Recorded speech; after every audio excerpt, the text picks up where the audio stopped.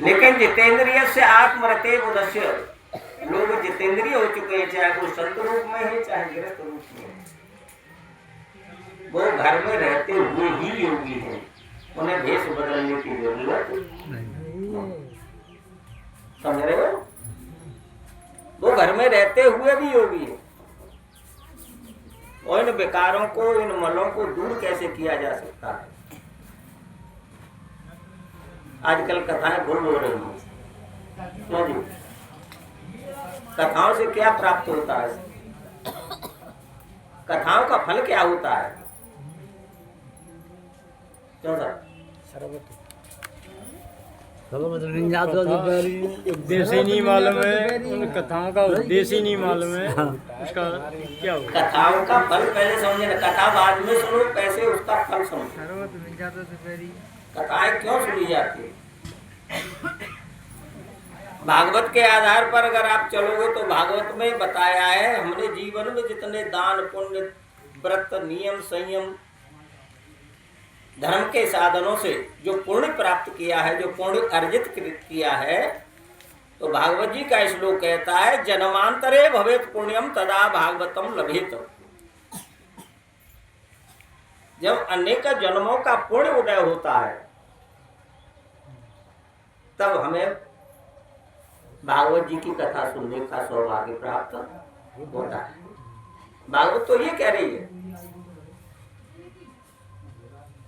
और भी पुण्यों से क्या मिलता है? संत के भी दर्शन पुण्यों से मिलते हैं, क्योंकि पुण्य पुंज बिनु मिले न संता, रामायण भी ये कहती है। कथा भी जो है पुण्यों, आपके गुण इकट्ठे हैं, उनके प्रभाव से कथा मिलती है, सुन लो। लेकिन इधर ये भी कह रहे बिनु हरि कृपा मिले न संता। कुछ लोग कहते हैं भगवान की कृपा से मिलते हैं संतों के दर्शन।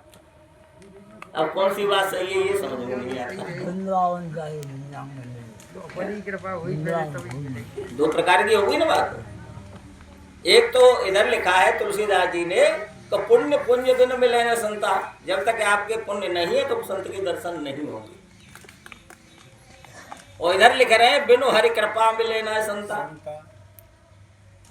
कि जब तक भगवान की कृपा नहीं होती तब संत के दर्शन नहीं होते। लेकिन इनमें दोनों में बात कौन सी सही है? दोनों सही। दोनों कैसे सही है? जरा ध्यान लगाना। अगर आप संत का दर्शन करने जा रहे हो, उनके पास चल के जा रहे हो, तो ये तुम्हारे पुण्य का प्रभाव है। कथा सुनने अपने पैरों से चल के जा रहे हो, ये पुण्य का प्रभाव है। अगर घर बैठे तुम्हारे संत आ जाए तुम्हें खुद दर्शन देने के लिए, ये प्रभु कृपा का प्रभाव है। ये प्रभु कृपा का फर्क है।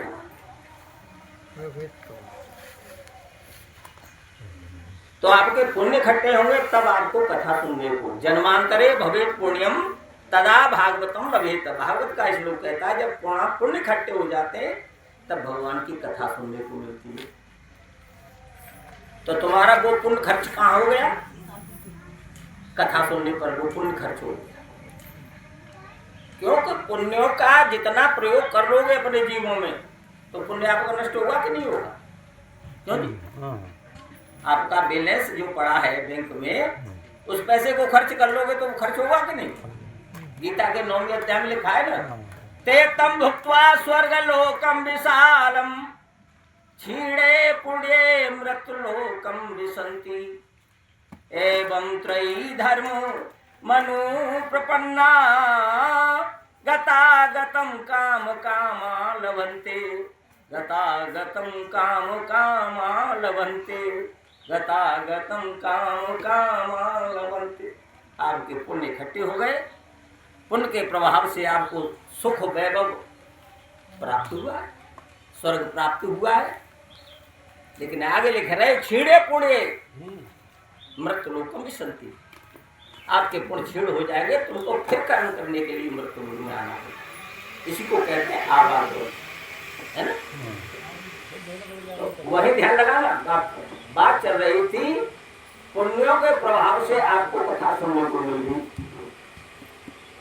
आपका पुण्य क्षीण हुआ। लेकिन आपने जो कथा सुनी उसका फल मिलेगा कि नहीं मिलेगा? पिछला क्षीण हुआ लेकिन कथा का फल मिला। क्या मिला? फिर पुण्य इकट्ठा हो गया।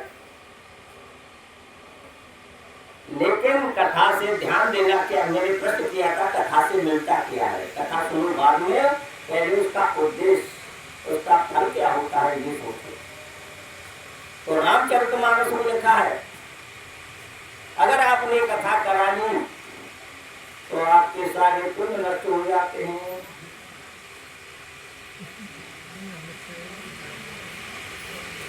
क्या होता है? अगर आपने कथा करा ली तो आपके सारे पुण्य नष्ट हो गए। अब सोच रहे होंगे पंडित जी क्या करेंगे? तो बराबर होगा पंडित जी। लेकिन भैया मैं कुछ नहीं जानता हूँ।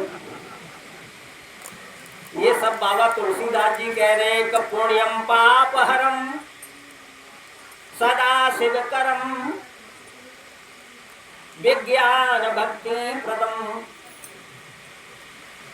रामचरितमानस का सबसे अंतिम श्लोक है, जहाँ पर पूर्ण विराम लगा है, यह मानस प्रेमी बैठे हैं।